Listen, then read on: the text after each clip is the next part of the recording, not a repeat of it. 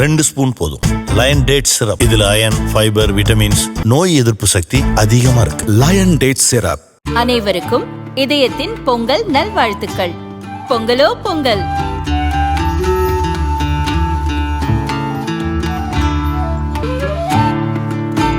அனைவருக்கும் இதயம் மந்த்ராவின் பொங்கல் தின நல்வாழ்த்துக்கள். பொங்கலோ பொங்கல். பெரம்பலூர் திருமாந்துறை அருகே பிரபல ரவுடி வெள்ளைக்காளியை கோர்ட்டில் ஆஜர்படுத்தி மீண்டும் சிறைக்கு அழைத்து செல்லும் போது குண்டு வீசி தாக்குதல் சம்பவம் நடந்தது. இதில் தொடர்புடைய முக்கிய குற்றவாளியான கொட்டுராஜா என்ற அழகுராஜா உட்பட 7 பேரை போலீசார் கைது செய்தனர். பெரம்பலூர் அருகே மறைத்து வைத்திருந்த ஆயுதங்களை காட்டுவதாக என்று அழைத்து சென்ற கொட்டுராஜா போலீசாரை வெட்டிவிட்டு தப்ப முயன்றதாக கூறப்படுகிறது. போலீசார் சுட்டதில் ராஜா இறந்தார். குன்னம் குற்றவியல் கோர்ட் நீதிபதி ராஜசேகரன் சம்பவம் நடந்த இடத்தில் நேரில் ஆய்வு செய்து விசாரணை நடத்தி வருகிறார். ரவுடி தாக்கியதில் காயமடைந்து போலீஸ் எஸ்ஐயிடம் விசாரித்த பிறகு திருச்சி மத்திய மண்டல ஐஜி பாலகிருஷ்ணன் கூறியதாவது: கடந்த 24ஆம் தேதி திண்டுக்கல்லிலிருந்து சென்னைக்கு எஸ்கார்ட் எடுத்து சென்ற காவல்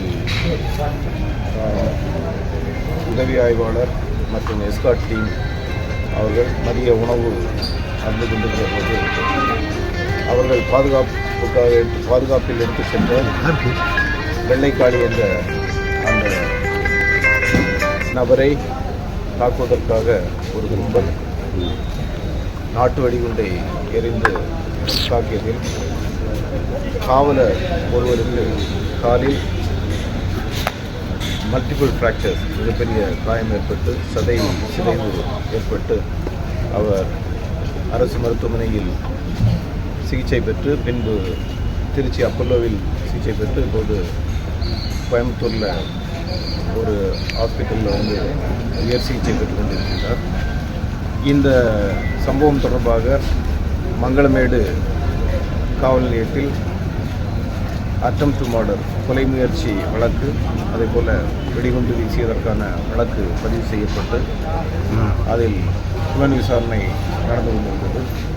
இந்த புலன் விசாரணையின் போது 5 தனிப்படைகள் ஏற்கனவே சொன்னது போல அமைக்கப்பட்டு 5 தனிப்படைகளும் பல்வேறு இடங்களில் குற்றவாளிகளை தேடிக்கொண்டிருந்தனர். ஊட்டியில் ஒரு இடத்துல சில குற்றவாளிகள் பதுங்கி இருக்கிறதா தகவல் தெரிஞ்சு அங்கே குற்றவாளிகளை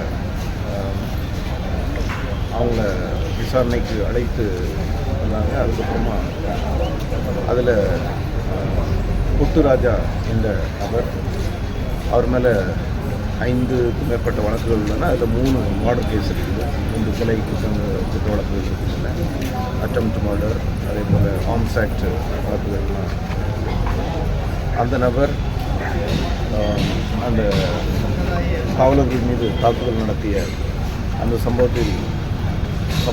தொடர்பான ஆயுதங்கள் மற்றும் நாட்டு வெடிகுண்டுகளை பதுக்கி வைத்திருப்பதாக சொன்ன தகவலின் அடிப்படையில் மங்களமேடு காவல் ஆய்வாளர் அவரை அந்த இடத்தை காட்டுவதற்காக அழைத்து சென்றபோது முதல்ல ஒரு சில இடங்களில் தவறாக காமிச்சிட்டு போய் இன்சிடென்ட் பண்ண, அதுக்கப்புறமா டோல்கேட் பக்கத்தில் ஒரு இடத்துல, தேசிய நெடுஞ்சாலை பக்கத்தில் ஒரு இடத்துல ஏற்கனவே பதுக்கி வச்சிருந்த நாட்டு வெடிகுண்டு மற்றும் ஆயுதங்களை எடுத்து கொடுக்குறதா சொல்லி போனப்போ திடீர்னு நாட்டு வெடிகுண்டை எடுத்து கைப்பற்றி கொடுக்குறது மாதிரி எடுத்து டக்குன்ட்டு காவலர்கள் மீது தூக்கி வீசவும் அது காவல் வாகனத்துக்கு அது வெடிச்சதில் ஒரு சின்ன டேமேஜ் இருக்குது.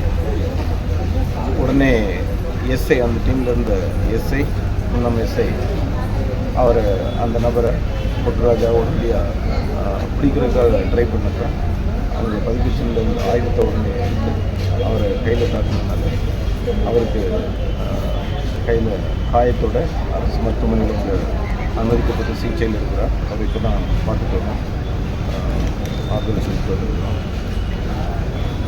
எஸ்ஐயை தாக்கின உடனே மங்களமேடு இன்ஸ்பெக்டர் உடனடியாக துப்பாக்கியால் சுட்டதில், ஒரு ரவுண்டு சுட்டதில் அவருக்கு அந்த கொட்டுராஜா என்பவருக்கு தலையில் கொண்டு போட்டு காயம்பட்ட உடனடியாக